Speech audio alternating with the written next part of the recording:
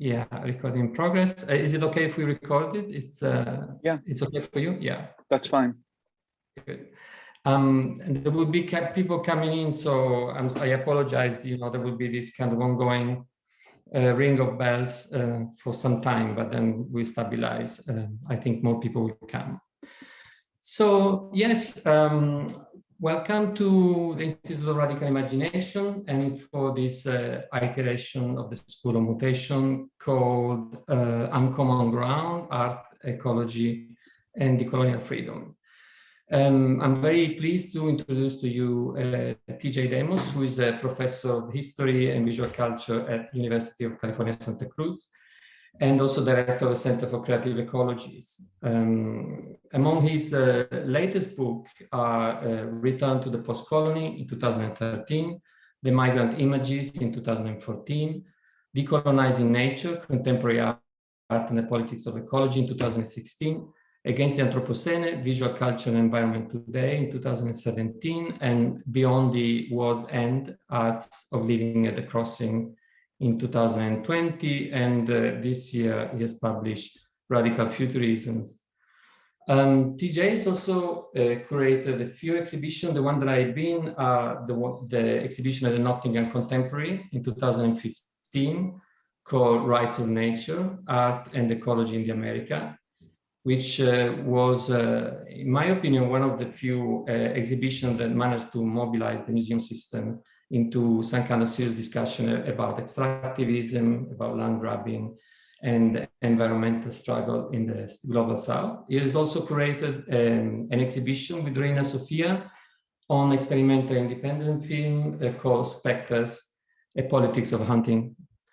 And there are two things that I really appreciate in TJ's work. The first is the kind of multidisciplinary aspect of his work, in the way TJ mixed together art history, film theory, political ecology, and radical philosophy around contemporary anthropological debates around posthumanism, futurity, and the Anthropocene.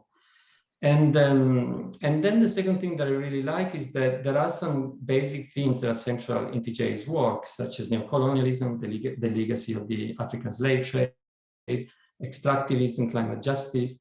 And then in a way, all his books deal with these central themes, and they kind of evolve these themes in time through also a conversation with a set of artists that are often stable. I think about the Autolit group, Ursula Beeman, Amar Kanwar. So this conversation in a way durational, and as a result, TJ's book are never let's say, use art as an example of some kind of speculation, but are always a kind of the product of a dialogical engagement that last for several years. The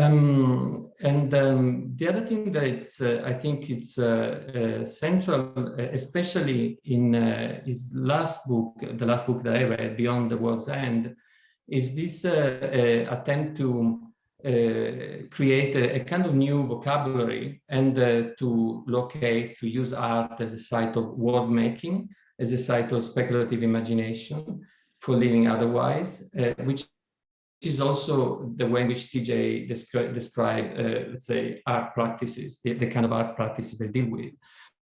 So in a way, the kind of language that TJ craft and this kind of dialogical approach is really opens up, let's say, also a way of writing and thinking about art and activism that is very inspiring. The last thing that I wanted to say is that the last book is, for me, is very important, and to me kind of marks a kind of break in TJ's thinking, in that really addresses this kind of moment of the aftermath of ecological genocide, of racial genocide, and of the ending of many wars. So this book is very inspiring, the way I try to find a new way out, any new forms of emancipated futures. But yes, in terms of to start with, I am interested in your notion of ecology as intersectionality, especially in relationship to your analysis of extractivism. And so I wanted to ask you if you could elaborate this notion of ecology as intersectionality, perhaps also with reference of some of the activities or initiatives that you have been involved in. Sure, thank you, Mao, and great to be here. Thanks so much for the invitation. I see some familiar faces that that I recognize. Natalia, great to see you. Irena, hey everyone, really pleased to be here. So yeah, ecology as intersectionality is a theoretical framework for thinking about the theoretical and political interconnections within ways of, of reproducing life worlds. And I found it useful in terms of getting at the what I see as the necessity of a complex analysis that joins the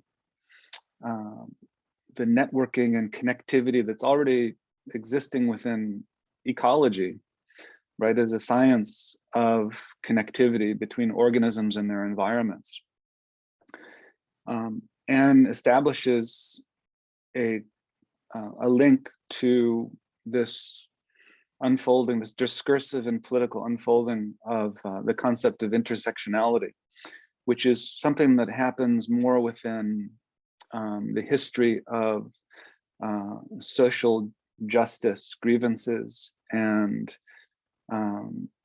political claims within the legal setting. So intersectionality refers to a whole theory of practice that, for me, within the framework here, and I'm based in the US right now, comes out of very much African-American legal activism, trying to address ways of confronting the multiplicity of oppressions that can happen, for instance, within workplace contexts, between, say, gender and racial oppressions, and how to link the two. And this is, I don't know if people have looked into this or how familiar you are with this this concept, but this was codified really within the framework of Kimberly Crenshaw, who is addressing the history of workplace grievances within automobile factories, basically General Motors. And the legal framework at the time, and this is in the 50s and 60s, was such that a worker could bring a grievance on the basis, say, of sexual harassment. But if they did so, they could not simultaneously bring a grievance that related to racial exploitation. And this had to do with the architecture of the legal system that prohibited that kind of conjoining of systems of overlapping oppression, and insisted on delinking them so that we could only bring grievances on the basis of one or the other of these forms of oppression. So intersectionality is a way of confronting that and attempting to overturn it by seeing the necessity of not only producing an analysis that can see the complexity of social dynamics in the context of labor, that can join together multiple forms of oppressions, for instance, and equally make a legal claim or a grievance based on reparations that would also necessarily be intersectionalist. And it thereby shuts down, it usefully overcomes the institutionalization of single issue thinking. And this has been, this has been taken up broadly, and it's been elaborated by lots of people in relationship to social theory and politics around addressing these kind of grievances. And I found that this itself is a really important and useful way to address some potential problems that have happened within the unfolding of environmentalism and ecology itself, where the kinds of interconnections that people within ecological research are generally interested in are those that are happening within the more than human world. For instance, within the world of plants and animals or rivers. And you get a lot of this within, if you do research into the history of environmentalism, about how nature itself has been gradually formed and understood and codified within conceptual discourse, but also within legal frameworks of protection, for instance, in relationship to conservationism. And you have all of this playing out in ways that problematically divorce ecological modes of thinking from social justice analyses. So the proposition of thinking ecology as a mode of intersectionality is something that insists on thinking these interrelations together, so that we're not just looking at environmentalism as a mode of, say, protecting at-risk species, for instance, whales in the ocean or certain plants within the landscape, but are simultaneously thinking about how conservation efforts, for instance, could also unfold with really important social implications. For instance, within the US, the way conservation politics within environmental protections have also been at the same time complicit within removals of indigenous peoples from lands and national parks in order to protect these natural ecosystems. And so environmentalism itself, according to this intersectionalist analysis, can be seen as a form of social injustice,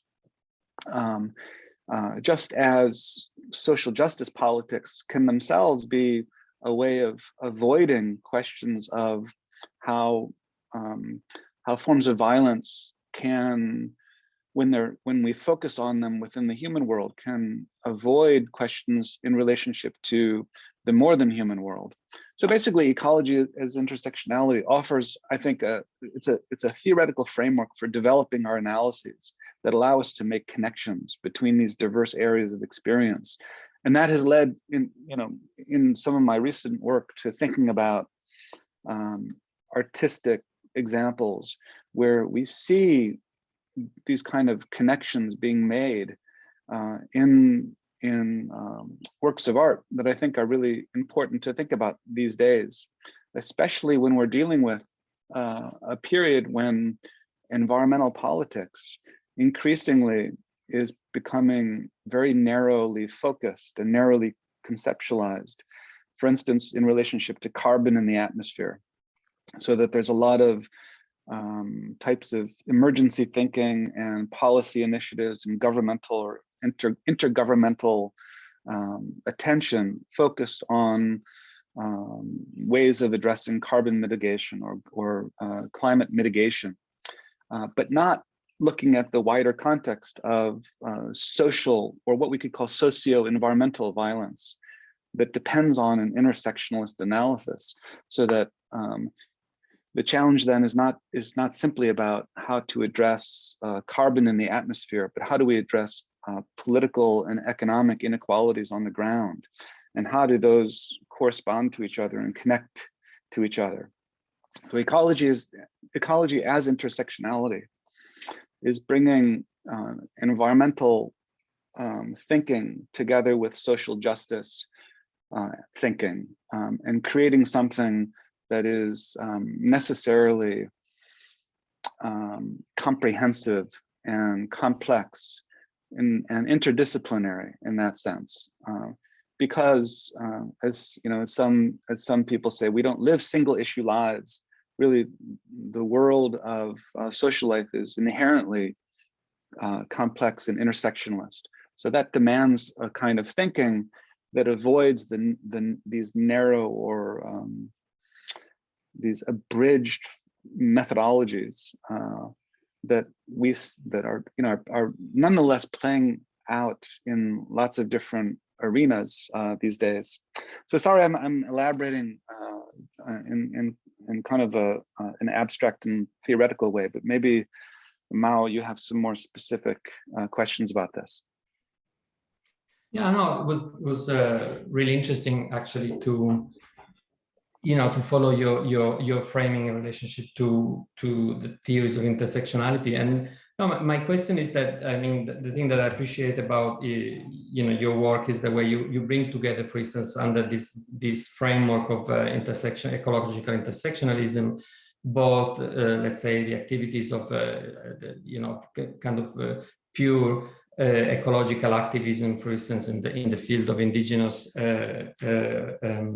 activism, together with the work of Arthur Jaffa, for instance, looking at love is the message in relationship to this kind of scenario of kind of future possibility of Black emancipation. But also it's interesting the way in which you are trying to build also yourself practical projects and to build yourself, to develop knowledge around the environment that it's itself, let's say, the outcome of your vision. So yeah, my question was, I'm actually quite interested in both in what you're doing in the Center for Creative Ecology and in projects such as the project of Climate Collective at MAT. Maybe if you can elaborate a little bit on these two experiences of yours. Yeah, well, just to reconnect to some of the earlier things you just said, I think those are useful and important, really important articulations. For instance, within indigenous politics around what they consider to be environmental concerns. For instance, if you look at some of the recent work of the Red Nation, which is based in Albuquerque in the States, and what they've put out as what they're calling a Red Deal. I think this is a really useful way of understanding the difference of this kind of indigenous, decolonial, and anti-capitalist approach to environmentalism, where environmentalism is not something that refers immediately to again, ways of conserving biodiverse nature, or lowering carbon in the atmosphere, or protecting endangered species. They began first and foremost with U.S. militarism and policing and the prison industrial complex. So environmentalism for the Red Nation is first and foremost a matter of decarceration and abolition, because those are the types of, these are the kinds of environments that are being produced by capitalist ruling class power and militarized police brutality that most affect and directly implicate bodies of people that are socially disproportionately impacted in relationship to people of color, indigenous folks, Black and brown people, especially in the context of the States. So what ecology as intersectionality demands, in effect, is that we open up, that we radicalize our understandings of what environment is and what ecology and climate are, so that we can talk about not just climates of greenhouse gases, but climates of military and police brutality, climates of bodily control, climates of tear gas, climates of the borderization of private property, climates of economic inequality and exploitation, climates of extractivism. And so I'm motivated to focus on all of these areas because I think this is crucial. It's crucial conceptually to think expansively like this, and it's crucial strategically if we're going to do anything about the destruction of our life worlds by ultimately racial and colonial capitalism.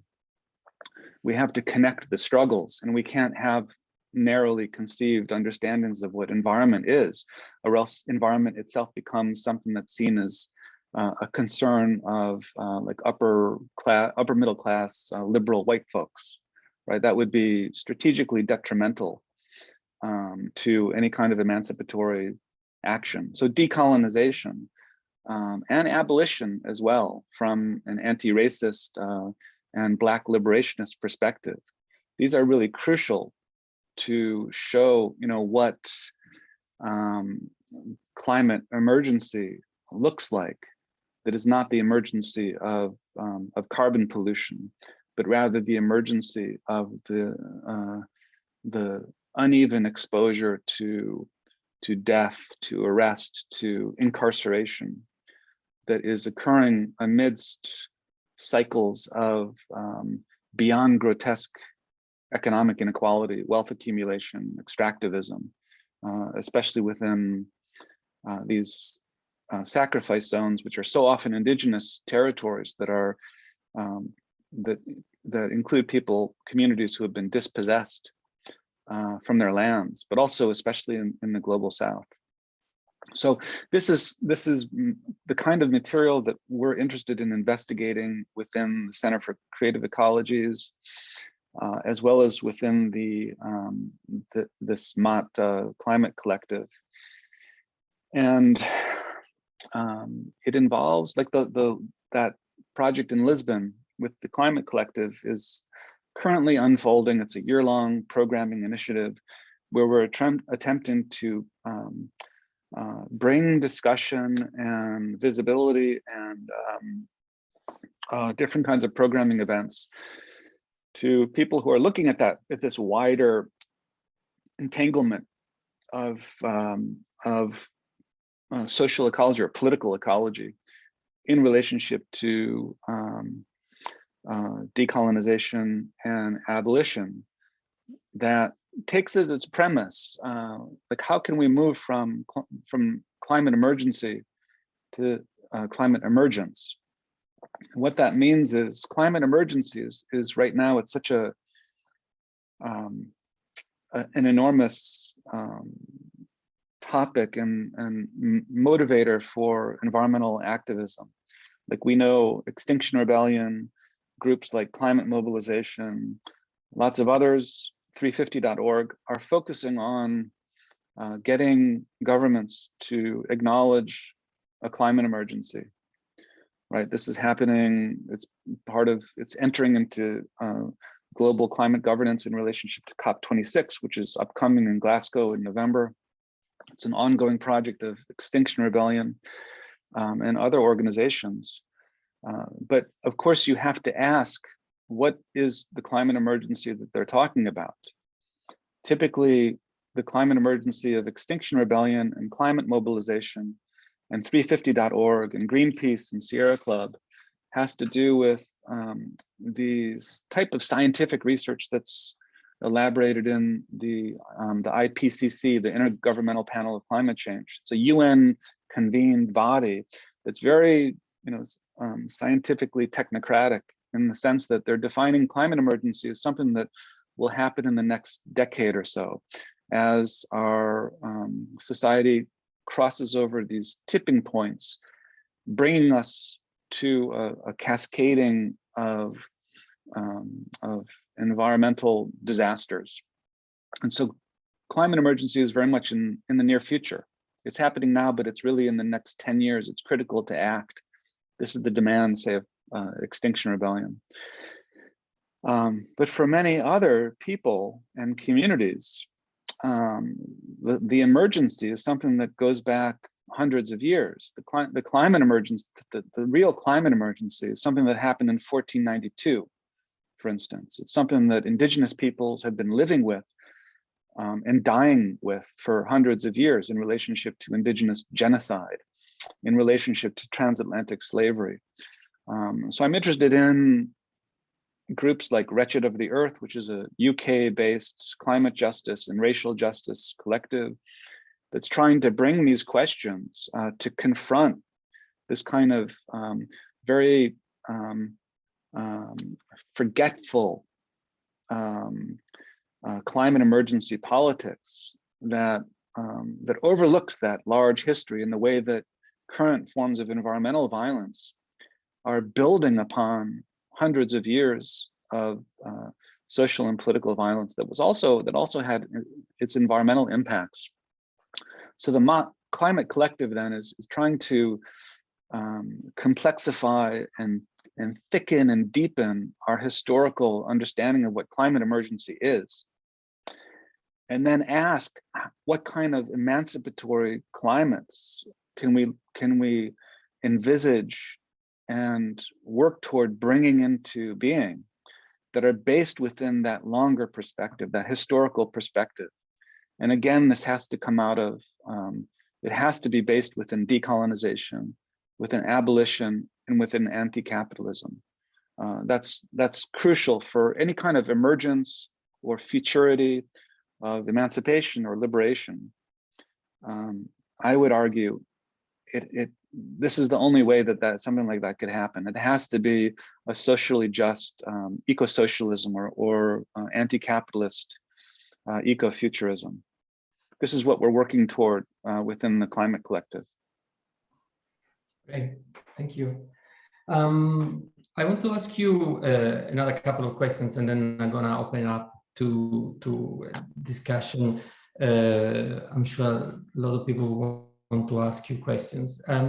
My question is just a kind of curiosity. What was your experience to working with museums, and whether you think it's still a compromise that is worthwhile to make, and for instance, in relationship to activities like the MTL Fuck MoMA campaign, you know, kind of this more abolitionist approach to cultural institutions. I wonder what do you think? Because in a way, you are also interesting because you bridge quite different kinds of political engagement in the context of visual art, from the kind of more gallery-oriented work of John Akonfa, for instance, to the MTL campaign against museums. So yes, my question is because a lot of today's guests are also interested in this intersection between art and activism. What do you think is what do you think could be should be the relationship between art and activism in relationship to art institutions? Well, my simple response would be we have to. I think that there's increasingly a kind of ethical and political imperative that we each and everyone participate in saving our world from the destruction of racial and colonial capitalism. That would be the very simple, straightforward answer. Like, we have to work toward that goal in whatever way is possible. So in that sense, our allegiance, even if we work for universities or museums or galleries that are complicit in the larger project of neoliberal capitalism, say, our allegiance, our ultimate allegiance cannot be to those institutions. They need to be toward a horizon of post-capitalist emancipatory futurity. Because I mean, I think,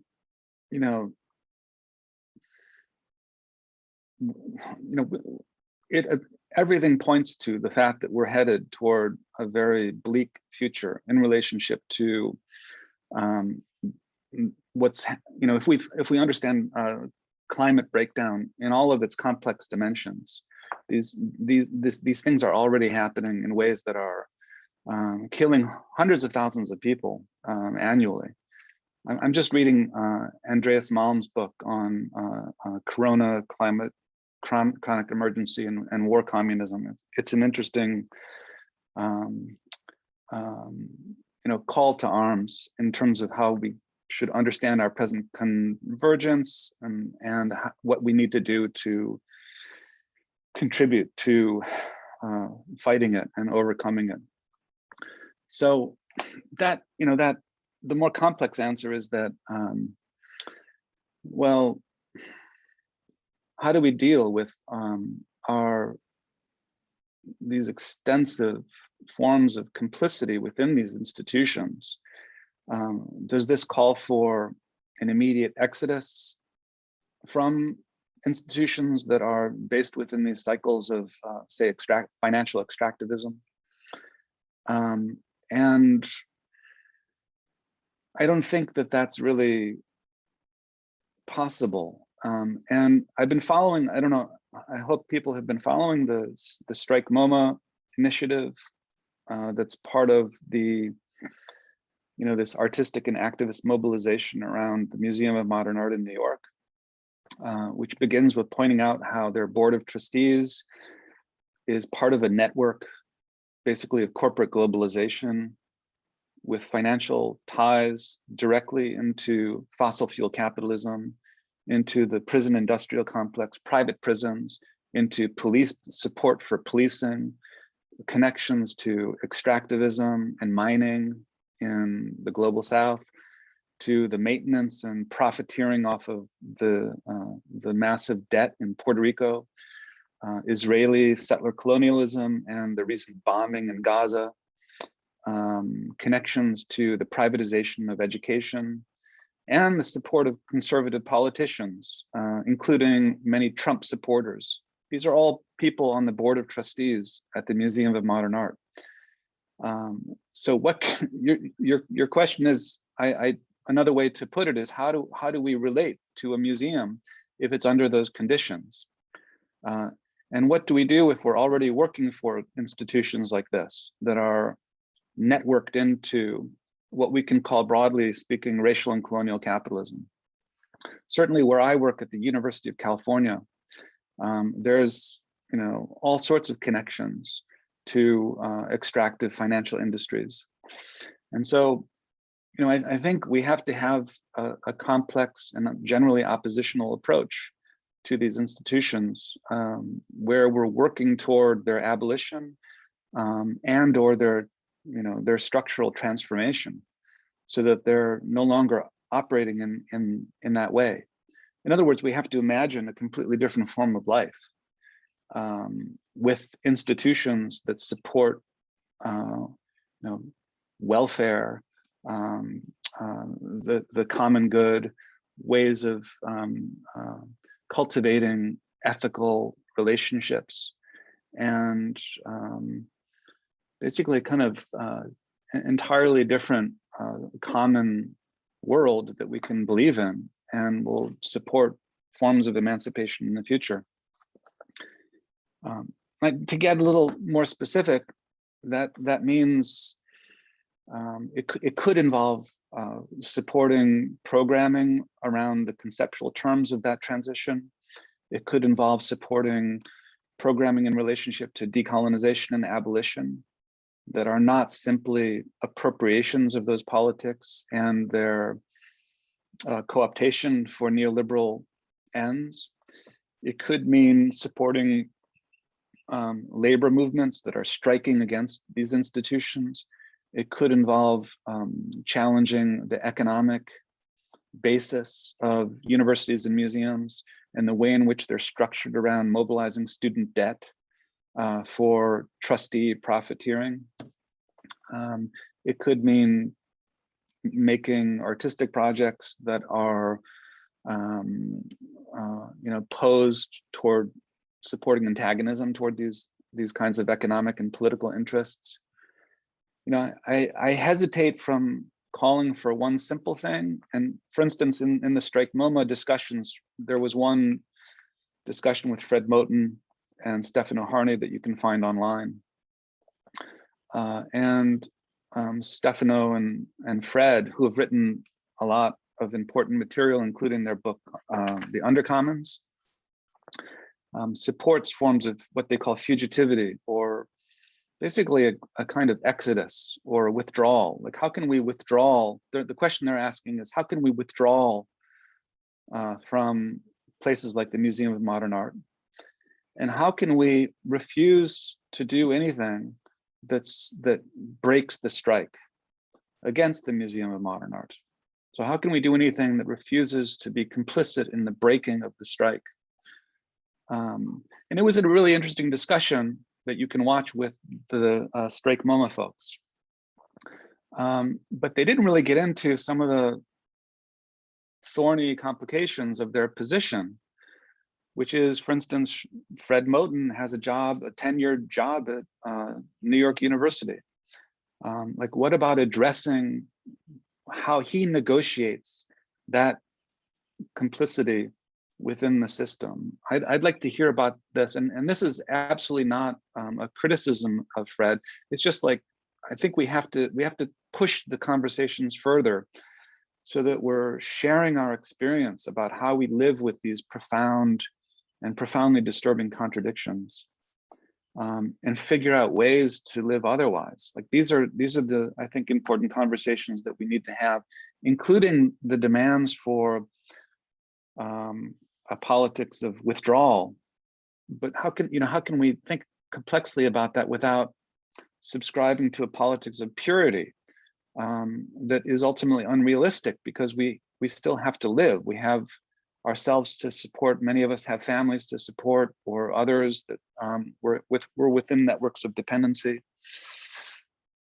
There's no easy solution.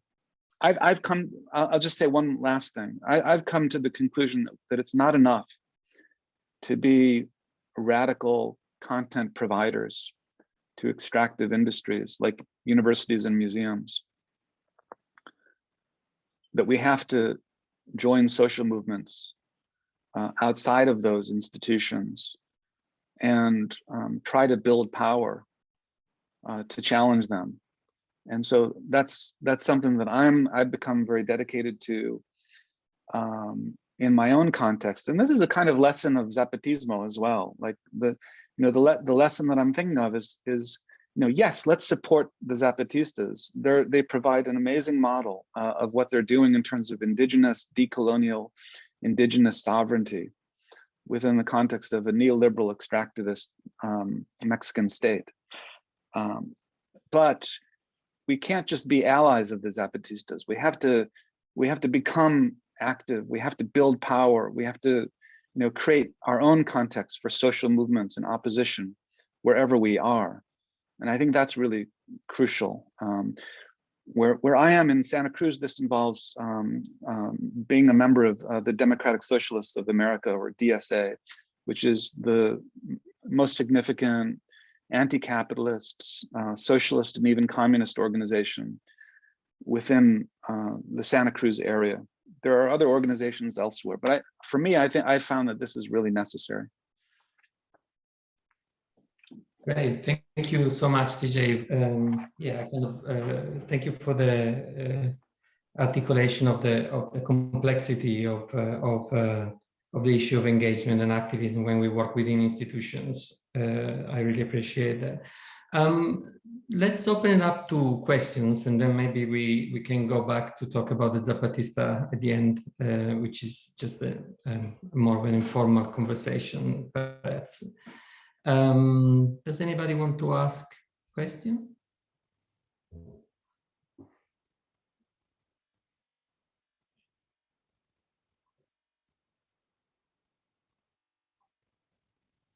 Nobody.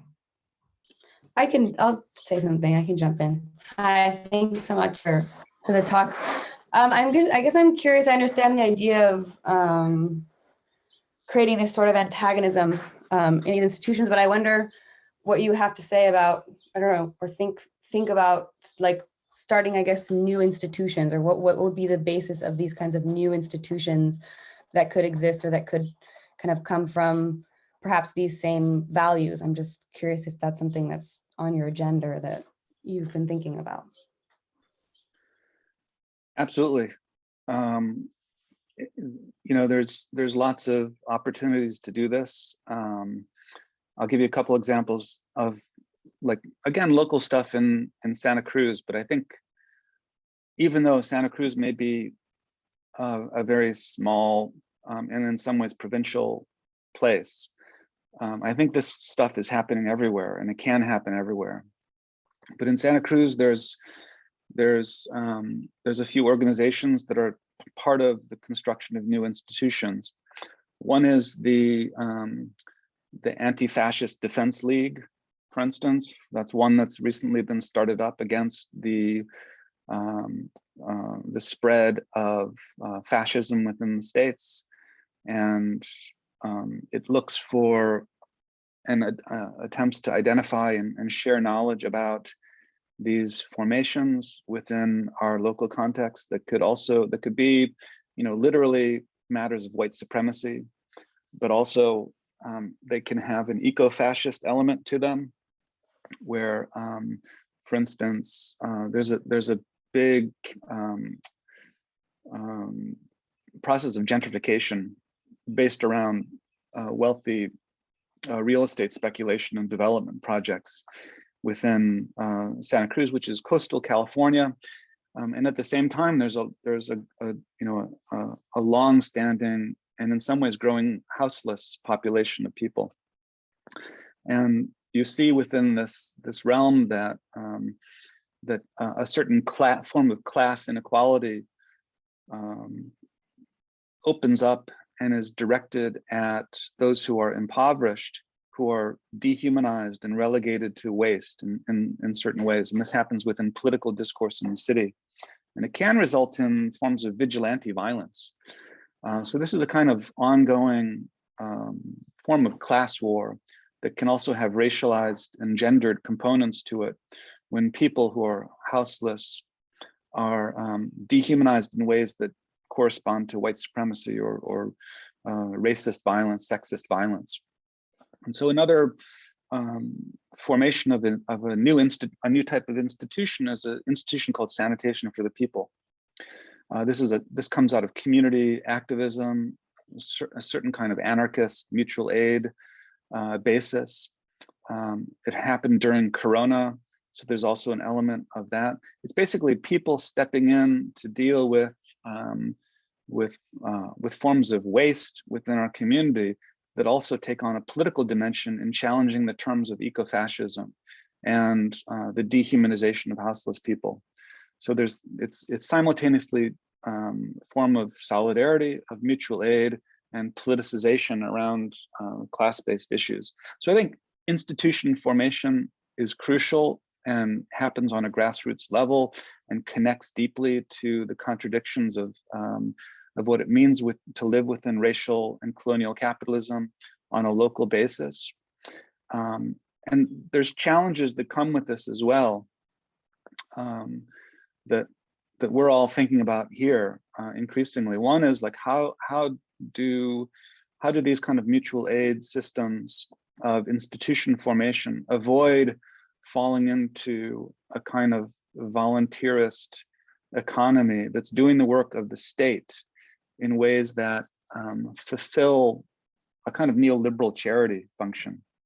Like how can these institutions avoid that kind of service to the state? How can they actually be part of an antagonism toward the state and participate in the building of power against it? So this is one challenge that needs to be thought about. And then the other thing is, and I'm thinking about the recent discussions that I've watched on Red May that just happened. This is a series of discussions within the states that addresses anti-capitalist politics and brings lots of speakers together for a month of discussions during Red May. And it includes lots of indigenous folks and socialists and communists and anti-racists. It's really interesting, productive forum for discussion. And the other issue with building institutions is how can we connect them to escape from the limits of the politics of localism, right? How can we scale up toward building toward a horizon of transformation that can ultimately challenge the hegemony of global capitalism? I think that this might seem wildly ambitious, but that's the horizon that we have to be thinking with, right? As someone said, I think it was Naomi Klein, in the context of Red May, she said, we can't mutual aid our way out of the climate crisis. We can't mutual aid our way out of Corona, right? In some ways, we need large scale, interconnected institutions, or what Jody Dean calls the state. We need a socialist state within what some people are calling for as a kind of climate Leninism. We need an eco-socialist state ultimately to handle the vast demands of logistics and distribution of resources, so that people can ultimately live otherwise. In other words, we can't simply develop a small-scale grassroots localist mutual aid society of small-scale institutions, because that's not going to develop the forms of counterpower that we need to challenge these conditions of large-scale exploitation and extraction. I think it was Jody Dean also who said that Walmart doesn't care if you raise chickens, right? If you're building a small-scale institution, ultimately that can be continuous with the interests of global capitalism in some way. So these are some of the questions I would bring to the project of building alternative or experimental institutions, even while I'll say that I think that they are important as well. But the trick is how to connect those local initiatives to larger scale or interconnected formations. Great, thank you. Any other question?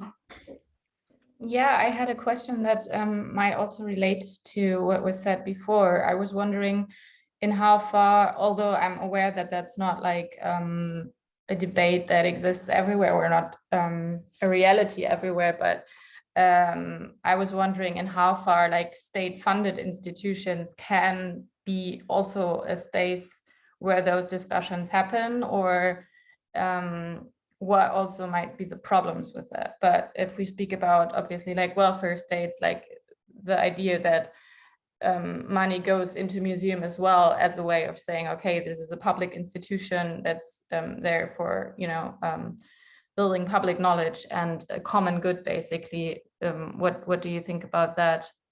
How can that relate to maybe those smaller institutions as well? I don't think there's a global answer. We have to look at the particularities of specific states and what context we're talking about. Because certainly it's different depending on where we look. In terms of, we're familiar with the way state funding in general can bring expectations or demands that funnel the money towards certain ends of a policy agenda or a politics. But it really depends on what context we're talking about. Like for instance, there's a lot of discussion about the Green New Deal as one way of addressing climate catastrophe. And yet we have to ask, what does that mean when it comes to how state originated funding will be used within, say, local institutions in terms of addressing this stuff. And it's easy to imagine that Green New Deal funding, even though it has a large scale agenda of addressing social justice, can be used in ways that are completely antithetical to social justice when it comes to actual existing local institutions, like city councils, for instance, or to put it within the context of the cultural arena. How does national funding funnel into support for local institutions, and what do they do with that money? I think the answer really depends on those specific institutions. So, to talk more about this, to further extend the conversation, I think we'd have to speak about specific contexts and examples. One context that comes up for me just quickly is this group called Cooperation Jackson. They're a majority African-American collective that's based in Jackson, Mississippi, in the Deep South in the US. And they're trying to initiate a solidarity economy around social justice and anti-gentrification and ecological sustainability. So they're building cooperative farms and gardens, while at the same time supporting cooperative land ownership to avoid and challenge financial forms of indebtedness that can lead to extractivism, but also gentrification. So they've spoken about the Green New Deal, and they say that, like, if the Green New Deal is implemented and it's directed through the state, specifically the state of Mississippi, which is extremely conservative, then that would be ultimately, they believe that that would be ultimately detrimental to their interests. So even though we might think of the Green New Deal as a good thing, if it's directed through states that are shaping it according to their ideologies, that can, completely reverse the intentions and the aims. So that's something to be aware of. And I think we have to address specific contexts to see how we can work for ultimately accountability, responsibility, and forms of justice within the actual implementation of those budgets. Great, thank you. Yeah, other questions? I have a question. Yeah. Hey, well, this is more of so a thought provocation, just because just jumping on this new institution discussion, and I do agree with you in terms of thinking about specificity in order to extend the conversation. But I also caught those Strike MoMA talks, which I thought was excellent. And in the one you're speaking about with Fred Moten, Stefano Harney, Natasha Dillon, Sandy Grand, Jasper Puer, and Dylan Rodriguez, the thought of abolition and exodus as existing together because one needs a strike and one also needs an exit, I thought was brilliant. But I agree with you in the sense that it didn't extend beyond that into this notion of building. And for me, whenever I think about the concept of the new institution, I think, is it a matter of heeding, in the words of Audre Lorde, that the master's tools will never dismantle the master's house? And if so, where does one even begin?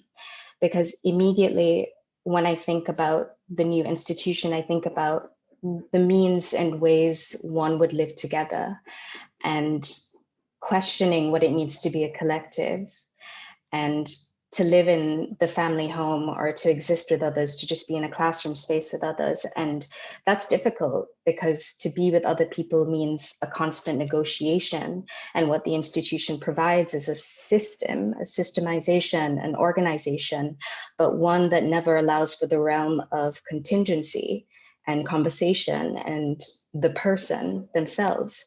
So I think when I'm thinking along those realms, I think, is it a matter of the new institution as a means of avoiding cementation to say, okay, we're going to create a school based on these sorts of thoughts for this amount of time, and then we'll check back in to see if this is actually working for the contemporary measures or who we've become at this point of time. And then, I don't know, I think my thoughts collapse upon itself when I think in that way. Do you know what I mean? Yeah, thank you. Yeah, and thanks for bringing more details in relationship to that Strike MoMA conversation.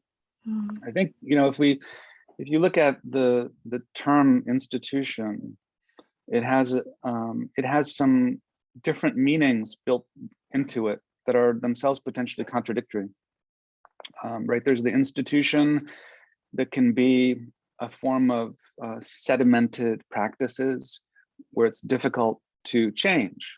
It's difficult to transform institutions when they reach a certain kind of concrete formality. And then they're basically, a large part of their existence goes into basically defending their existence or expanding their influence. But then there's also this notion of to institute, like institutive power is not to create formal conditions of concrete existence, but actually to commit to transformation, to being engaged in the process of invention and bringing into being something that doesn't have to ultimately terminate in that kind of institution with the big I, but could be an altogether different kind of process. It could be a kind of like what Adrienne Marie Brown, I like when she talks about emergent organizing. This is part of an ongoing process of transformation based within ethical relationality and self-criticality. And I think this is, it's not impossible to have that kind of institution and to try to practice it. Of course, it's nearly impossible within, once we have the forces of inequality, of hierarchy, of the benefits of acquisition and accumulation of wealth that can impose itself on the definition of an institution. Then that ambition of ethical relationality and accountability and responsibility can be lost. So I think I think of that as the challenge. There was another point that came up in that conversation that you're reminding me of with your comments was at one point, there was a discussion of, in terms of Exodus, why don't we think about how we can just, ask the institution to just leave us alone, if you recall that, right? I think Fred said this. I just want the institution to leave me alone. And I think that this is really interesting and provocative, but I can think of all sorts of reasons why that's inadequate. The fact is that the big we of the 99% or the multiracial working class, we need resources for the reproduction of our life in common, in an equitable and ethical way. Whereas these extractive sources of billionaires, of corporations, are appropriating the common resources in ways that are profoundly inequitable and violent. So I don't think it's enough. We can't just come up with a politics of let's just be left alone, a kind of what translates for me into like a kind of small scale anarchist localism of maybe the building of small scale institutions of mutual aid and cooperation and self-determination. That's not enough. I think we have to recognize that we're at war with forces that want to continually take everything that we have and basically destroy the conditions of livability within our world. That's why we can't, that was my thought. I don't know what you thought about it, Victoria, when they were saying they just want to be left alone. But that was my thought. That's why we can't do that. We have to build power to take over those institutions and fundamentally, structurally transform them in favor of an institutive power that would be transformative, again, along the lines of decolonization, abolition. We can't just ask the prison industrial complex to leave us alone, right? We have to abolish the prison industrial complex. So I think this was an interesting conversation. It generated a lot of interesting thought, I think. What do you think about that, though? Well, I mean, I thought that part was hilarious when Fred was just like, I just need them to get out of my email box. Like, I don't want to be contacted at this point. But also incredibly contradictory in the way that I find that he is in all of his conversations, right? And I guess that's the enticement when he is speaking, is that he deepens and enlivens the contradiction in which we live, because to live in the world is to live in contradiction. But also to live in the world is to be together. When we are alone, we are still together. And when we are together, we are still coming apart in certain ways. And it's a breathing and a becoming. And I think you're right. What they didn't necessarily touch upon is the urgency of the collective act, because we're too busy thinking about how to collect, right? I think he also said this in another talk where what we're trying to figure out how to get what we're trying to figure out how to get to is who we are when we get to what we're trying to figure out. I know that sounds confusing, but it's in those moments of organizing, in the midst of the protest, in the midst of collecting and gathering, that we actually become the thing that we're trying to get to, even though we don't necessarily see it there, which speaks about the urgency of being together in a space where the institution itself just wants us to be singular. Absolutely. I think this is an enormous challenge, right, today, especially within the art world and the cultural sphere, but also academia, is this this imposition of individuality, or to individuate our labor and our productivity in the name of ultimately, you know, whether it's cultural capital or salaries. So I think the challenge of thinking the we in the way that you, I think, just really eloquently put it, is crucial. In other words, another way to say that is that, you know, the we speaking right now is going to be different from the we, from an emancipated we of the future. Yes. And how do we go? We can't now say exactly what the we of the future will be. Yeah. And the wrong answer, like here, methodology becomes really crucial and generative, right? We can't, none of us individually can define what the we of the future will be. The fact is that we have to invent it and do so together. And that's where, again, I think like emergent strategy, ethical relationality, indigenous decolonial approaches to these ways of thinking of collective practice becomes so important. No, I absolutely agree. And that's what I meant in the beginning when I said in terms of the new institution establishing conversation and negotiation. And essentially it comes down to a restructuring of temporality as we see it, in a space where time was never given to us, or time was taken from us, extracted from us, quite literally. Yeah, my current work, I'm doing some researching on collectives in relationship to radical futurisms. And what you just said reminded me of specifically of the practice of Black quantum futurism.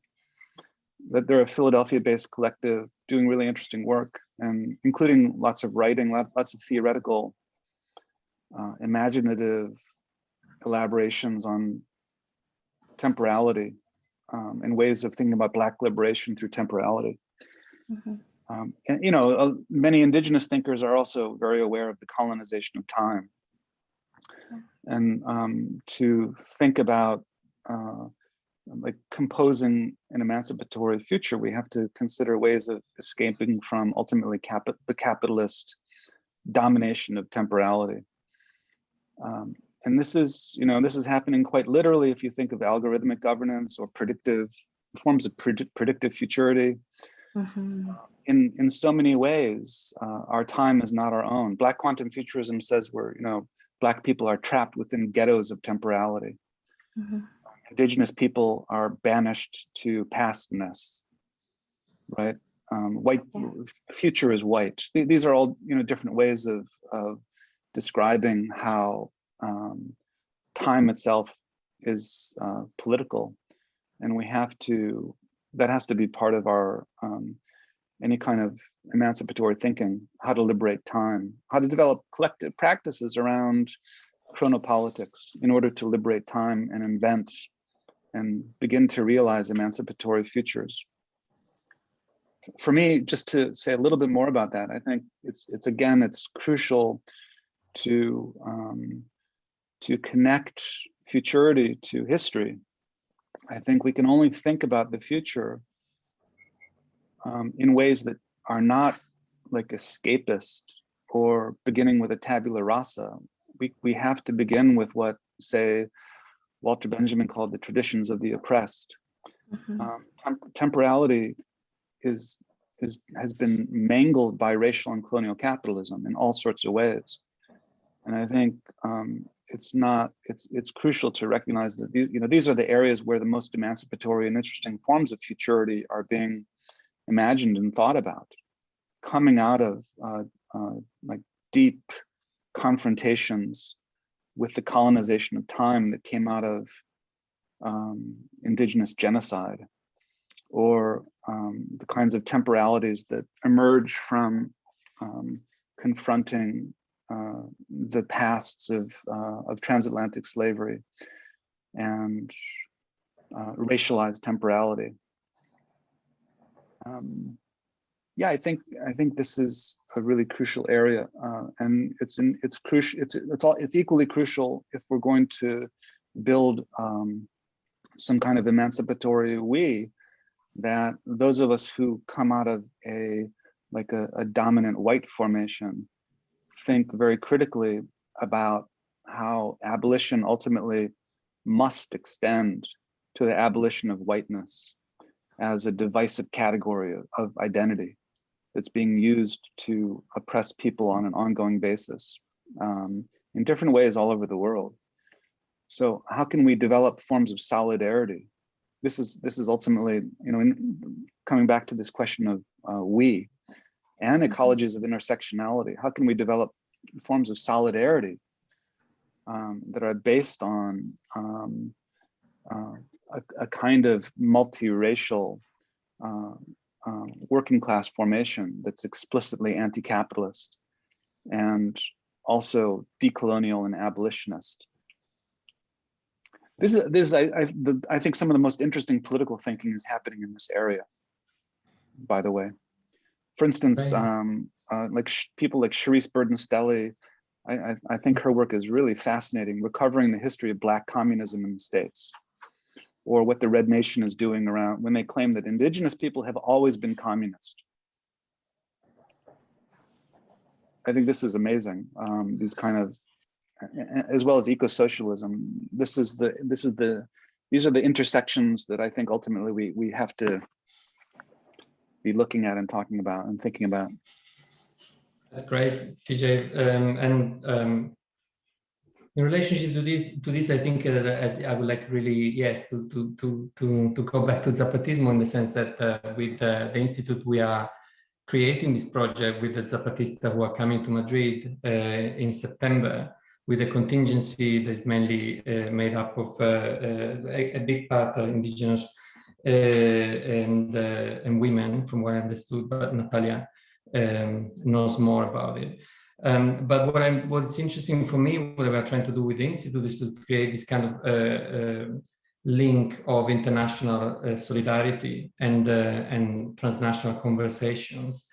And I think the Zapatista example is so inspiring on multiple levels. First, because it brings together multiple levels of fights, struggles, anti-racist, anti-capitalist, decolonial, but also because there is a space to imagination and to the kind of prefiguration of politics that works through the letter and the text of the various subcomandantes, but also in film. And this is something that with Natalia we're also working together.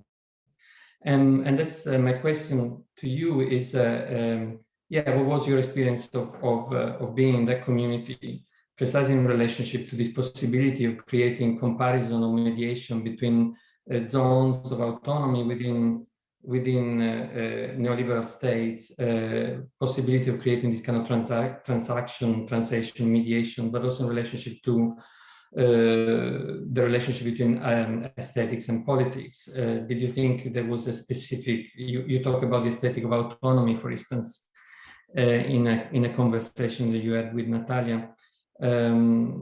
Is that something that you felt was an experience that you felt is important to translate in your US context or in other contexts? Or do you feel that there are similar experiences happening, and what was really the value of the experience that you had in Chiapas, and maybe also involving also Natalia in the conversation? Yeah, thank you for the question. And I'm sure Natalia has lots to say about this, but I'll just start out with some reflections. And for me too, Zapatismo is urgent for all those reasons that you just mentioned, Mao, including the way that they're relating and actually inventing in the current day, going back a few decades now, which is itself really important. But they're inventing this kind of indigenous, non-capitalist form of autonomy within the context of the Mexican state, and not only maintaining that politics of difference within that context, but actually growing it. And they've had some massive gains in recent years, which is really interesting. It's fascinating. But connecting forms of ways of thinking about anti-colonialism to anti-racism to anti-indigeneity, as it happens still very much so in the Mexican context, to the critique of patriarchy, to the substantial inclusion of women in political leadership on a formal basis. So when I visited Chiapas with Natalia on a couple different research trips in the context of the research group into the investigation of art and politics that Natalia was closely involved with. This was really a fascinating experience for me to learn more about this and to have some encounters with Zapatismo, even though it was at the same time very difficult. It's not something that one can just go and experience and think that you can have access to on the level of tourism, not at all. But nonetheless, that is itself an important experience about how to visit these places, but also do the work of learning more about them and seeing how it's also part of an international formation of indigenous anti-colonialism that's been going on in recent years, in the last couple of decades, specifically like with Idle No More in the Canadian context, indigenous resurgence within the US, the politics of decolonization, and now land back demands within the Americas. I think that this is all really extremely important. One last thing. Let me just. There was so much there was so much to learn about and talk about. But one thing I was really impressed with, which is how, in some ways, how the Zapatistas think about cultural production and artistic labor. They're divided into different communities, and they have political centers in the caracoles, and these areas of political leadership that are regional based. And when they organize every once in a while these cultural festivals, I wasn't able to visit one, but Natalia can speak more about this. But one thing, they'll divide up the labor in ways, this community will be responsible for dance, this one will for music, this one for art. And something that I found really interesting about this was it didn't matter whether this particular community or that one had any background or expertise or formal training in these areas. That didn't matter. It was like they would just do it. They would be called on as a community, and they would produce the material as best as they could. In other words, this begins with the fundamental belief in the universal creativity of human beings that is profoundly based within a politics of equality. And it corresponds to something that I really love about, in some ways, certain, and I think they're shared, widely shared, indigenous approaches to the philosophy of creativity and world building. Leanne Simpson is one person that I'm thinking of who writes about how art within the colonial capitalist context, much to its detriment, is reserved to the realm of experts, or at most to the the inclusion of hobbyists. But within Anishinaabe thinking, for instance, within Leanne Simpson's community, art is thought of as a fundamental form of the of world building. It's a daily world building activity that we are all involved in as we reproduce forms of life from morning to dusk, right? So in other words, we don't, within indigenous forms of practice, creativity itself is something that inspires and animates all modes of practice within ways of living together. And you see this literally within the Zapatista approach to festival organization. They're not trying to produce individual stars or people who are particularly known for this or that type of cultural production. If you need to produce a painting, like anyone can do that, and they'll bring their own individuality or specificity to it. But anyone can do it. It's like begins with that fundamental belief in equality. I thought that was really, to learn about that and to see it in a couple of the places where we visited within the Zapatista territory. This was absolutely fascinating to me. And I came away with thinking about, at the same time, I'm not trying to, or don't want to idealize indigenous practices, but nonetheless, I couldn't help but think that one of the legacies of capitalist modernity is to produce these enclosures of aesthetic experience that are so profoundly alienating, because they're individualized and subjected to a capitalist logic of accumulation, monetization, and possession. That didn't exist at all. That does not exist within the Zapatista context. And I found that really liberating to see how that kind of practice was lived. But I'm sure Natalia can say much more about this. Thank you, DJ. Natalia, you want to comment and before we end? Hi everyone. Hi TA. It's super nice to hear and see you again. Always my English is not well, so I just only two ideas about the Zapatism. We can have that in our mind. One idea is the hear and speak is very important. To hear and to speak to everyone, and hear to speak, to recite is a cultural aspect for the 7 ethnic groups with confirm the Zapatism.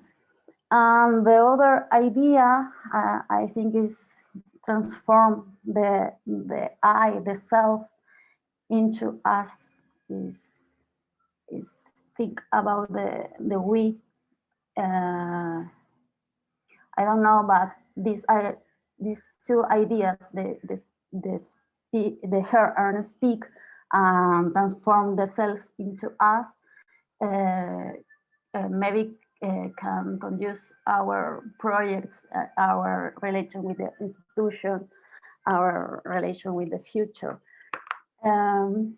But I'm in the Latin American context. It's interesting to hear your opinions.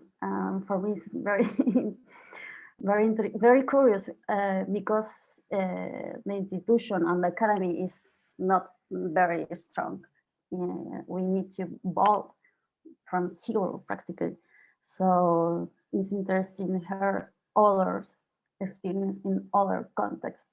And we are always in different contexts. So I don't know. This is not my conference, but I just want to add these two ideas at the conversation. Thank you, TA and Mao.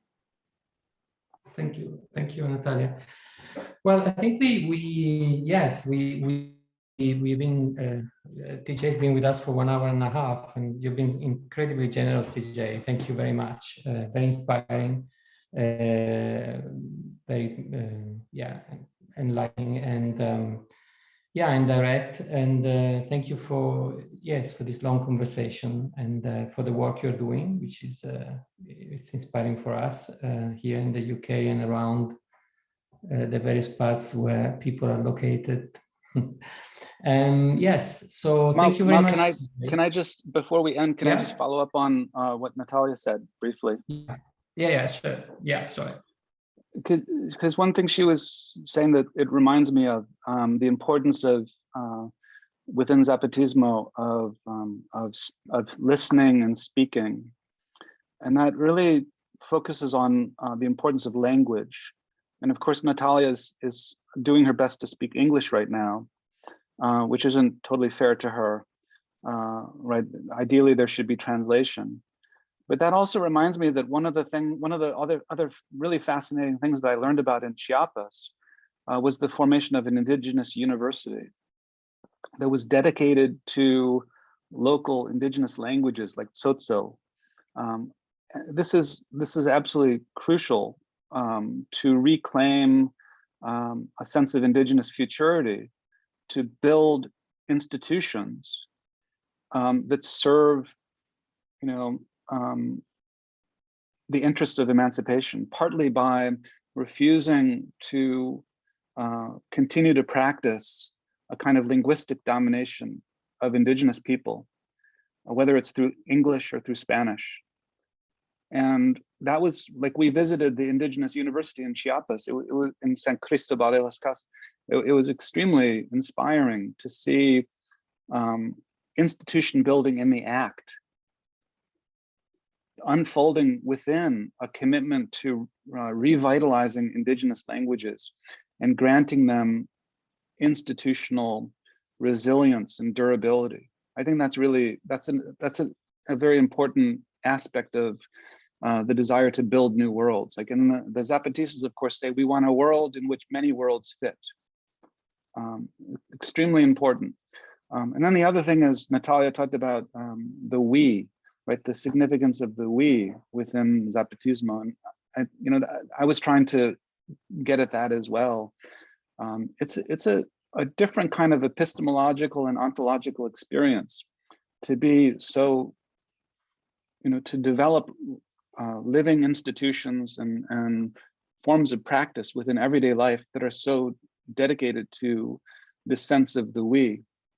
Again, to come back to some of the previous conversations, in so many ways, we're trapped within these forms of cultural and academic individuation.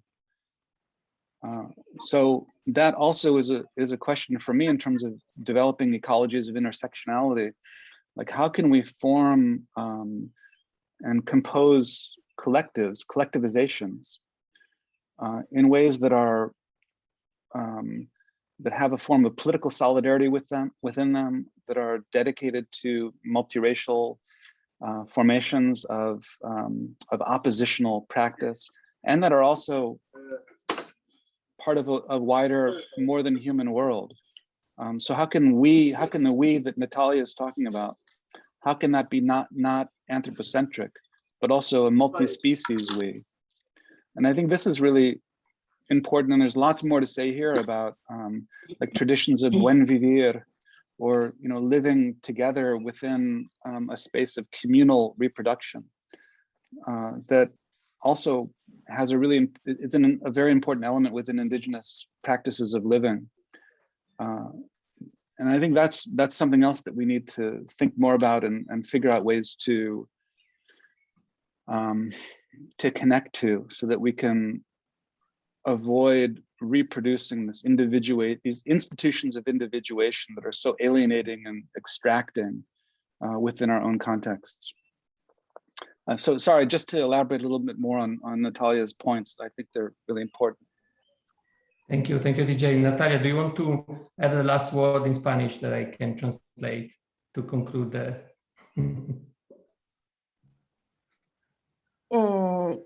Che cosa? Che si posso parlare in spagnolo e mi fai la traduzione? Yeah, if you want to address this, yes. No tengo nada que decir, nada más está todo bien, sí. Okay, thank you very much. Thank you, TJ, and thank you everybody for coming tonight. Thank you. Have a good day. Bye-bye. Bye.